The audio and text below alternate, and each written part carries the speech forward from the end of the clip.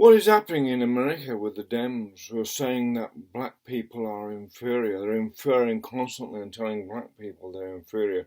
They cannot achieve like white people can for some reason. And it's sort of wrong and racist for white people to achieve.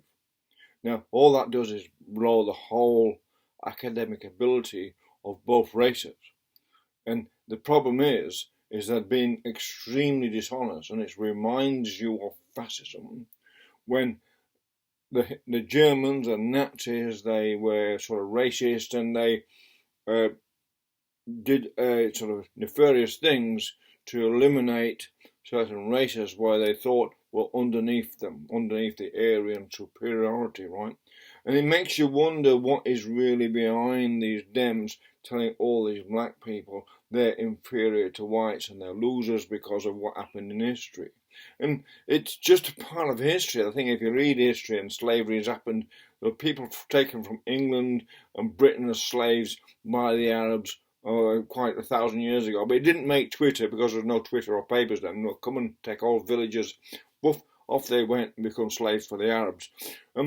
It's all forgotten about because people don't realise that that thing happened throughout thousands of years of history. It happened and suddenly it ended when William Wilberforce, an Englishman, lobbied Parliament and made slavery, brought an end to slavery. So instead of celebrating the fact that as well, I mean, it was shameful what happened, but instead of celebrating that end of slavery, the Joe Biden crew and all these Democrats want to sort of reiterate it and reverberate down, cascade it through right around 200 years later, or nearly 200 years later. And yes, it's reprehensible. No one's just going to disagree the way Americans, white Americans, some of them have treated blacks is reprehensible. But that doesn't mean what they're carrying on about. And that's true. They are racist, but they're racist amongst black people. Well, the thing is they're dehumanizing black people and at the same time dehumanizing the white people who have to go along with this indoctrination about white supremacy. Then there's no such thing as white supremacy. There are plenty of black millionaires and plenty of extremely successful black actors. All my doctors are black, and I'm thankful for that. All my doctors are black, and I love them. They're wonderful people. We get on very well. And we have black friends. We don't have a problem with them because they're humans. We all recognise our humanity. What Joe Biden's a leader of are people who are dehumanizing black people and saying, oh, you're not as human as white people because they've had this white privilege, which I don't know what that means because there's plenty of poor white people living on the streets in America. You go around the streets of America, there's plenty of white people who are not enjoying much of a privilege when they're homeless, just like black people. They've got the same privileges of being homeless in America. So there's something wrong with the American system.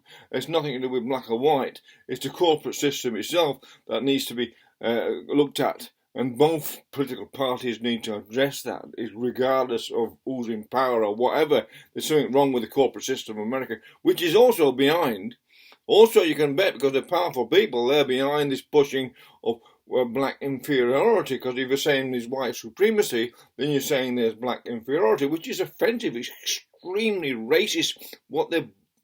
If you understand the English language well enough, and I think this is a problem, people don't understand the English language well enough to know what the inference is about what's being said, and they're saying white supremacy, where they're saying black inferiority, which is not, it's just totally, I find that, as a white person, I find that extremely offensive when they keep repeating this.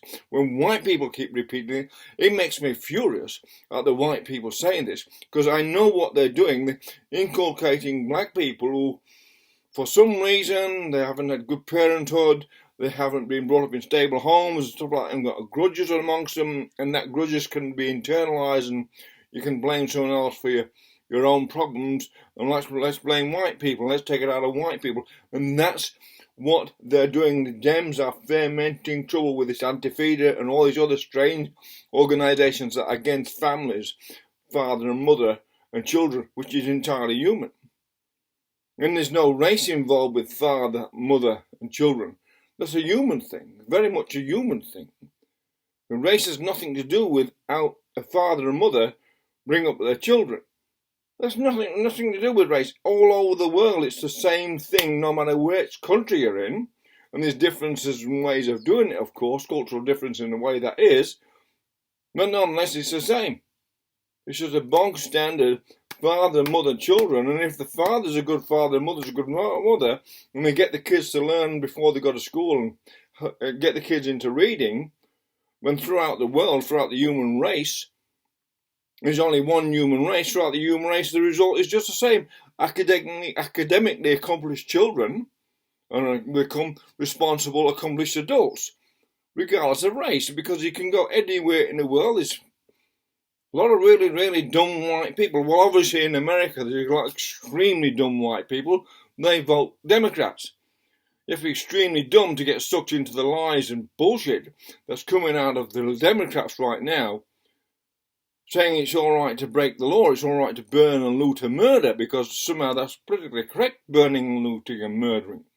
How the press and how the Dems can't condemn this terrible behaviour shows how weak and how seriously dangerous the Dems are, when you can't say, look, we need law and order. The first most important part of civilised society is law and order, and that law and order is based in father, mother, and children, acting in a responsible. All law and all civilization, no matter where it is, and throughout history, is based on father and mother and children, bringing up in a stable family and passing on knowledge. And knowledge has no race. Knowledge doesn't have a race. And, it's ridiculous what Biden's pushing. And it's fascism, regardless of what he likes. It's offended. It's a fascism. It's evolved fascism. It's very clever, much cleverer than what the Nazis were doing, but it's still fascism to divide the races and tell black people you're inferior because of white supremacy.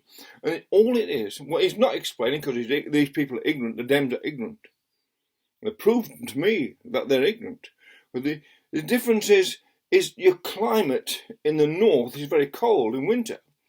And therefore that forced the people who lived there, who became white because it was cold, less sun, they could become white because they evolved to become white, supposedly.